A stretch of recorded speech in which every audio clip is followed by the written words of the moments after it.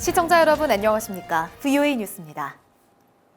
교착 상태인 미국 상황을 풀기 위해서는 내년에 북한의 영변 핵시설 폐쇄를 검증할 수 있어야 한다는 분석이 나왔습니다. 북한이 약속한 비핵화의 진정성을 보여야 미국도 상응하는 조치를 보여줄 수 있다는 겁니다. 김칸희 기자의 보도입니다. 국제분쟁 전문 연구기관인 국제위기그룹이 미북 비핵화 협상을 진전시킬 수 있는 가장 우선적인 방법으로 북한이 약속한 영변 핵시설 폐쇄 검증을 꼽았습니다. 영변 핵시설은 북한 핵무기 개발 프로그램의 가장 큰 비중을 차지하는 부분이라는 것입니다. 보고서를 작성한 국제위기그룹의 스티븐 폼포 원장은 영변 핵시설을 영구적으로 폐기하면 매년 2개의 핵무기 생산을 중단시킬 수 있다면서 영변 핵시설 폐쇄가 비핵화의 끝은 아니지만 중요한 위험 감소 요인이 될 것이라고 밝혔습니다. It's a very important facility. It contains the only reactor in North Korea that's known to be producing plutonium. It contains a facility for enriching uranium. All these facilities are significant. That would be a significant risk reduction measure. 폼포 원장은 그러면서 영변 핵시설 폐기가 검증되면 미국은 북한이 요구하는 조치를 들어줘야 한다고 주장했습니다. 북한의 요구는 제재 완화와 적대관계 종식 선언이고 이 가운데 적대관계 종식 선언을 미국이 수용 가능한 조치로 분석했습니다. It's not even a legally binding document that's being discussed. It would be a political statement about the end of the war.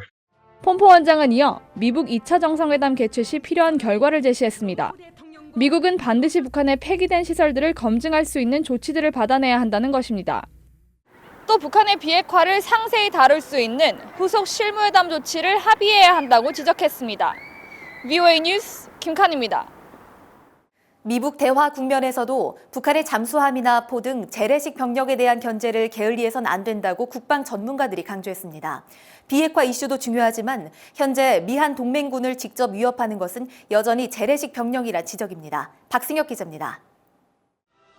미 해군대학 전략정책학과의 제임스 홈스 교수는 북한의 잠수함 공격 역량이 미군 항공모함을 침몰시킬 수 있는 수준이라고 지적했습니다. 디젤 잠수함이라도 엔진을 끄고 천천히 잠행하면 기술 한계상 탐지가 어렵다는 것입니다. 홈스 교수는 26일 국방 외교 전문지 내셔널 인터레스트 기고문을 통해 미국보다 해군력이 약한 나라들이 전력 열세를 만회하기 위해 잠수함을 활용할 수 있다며 이같이 분석했습니다. 특히 2006년 중국 송급 잠수함이 미 항모 키티호크의 약 9km 거리까지 미탐지된 채 접근한 것과 2010년 천안함 폭침 사건을 사례로 제시했습니다. 이와 관련해 미국의 국방 전문가들은 외교 노력이 실패하면 북한은 언제든지 적대적으로 변할 수 있다면서 비핵화 협상에 집중하더라도 재래식 군사력에 대한 경계를 늦춰선 안 된다고 말했습니다. There is a possibility that North Korea's submarines and ships could become very aggressive. They most likely would tend to target South Korean ships. 지상에서 역시 북한 재래식 병력에 대한 대비 태세를 게을리해선 안 된다는 지적도 나옵니다. Denuclearization of the North is but a part of the problem. And the major problem is that the North Koreans have a conventional army of extraordinary size parked essentially on the demilitarized zone. 벨 전 사령관은 특히 북한이 병력과 포대를 비무장지대에서 멀리 떨어진 후방으로 철수하지 않는 한 평화를 장담할 수는 없다고 말했습니다. 전문가들은 과거 북한이 대화 국면에 도발을 했었다면서 경계 태세를 한치도 소홀히 해선 안 된다고 강조했습니다. VOA 뉴스 박승혁입니다.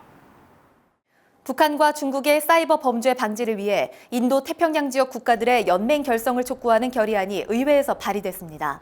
상원 외교위원회 동아태 소위원장인 코리 가드너 의원이 주도한 이 결의안은 북한이 제재를 회피하며 사이버 범죄를 통해 자금을 조달하고 미국과 한국을 공격한다는 내용을 담았습니다.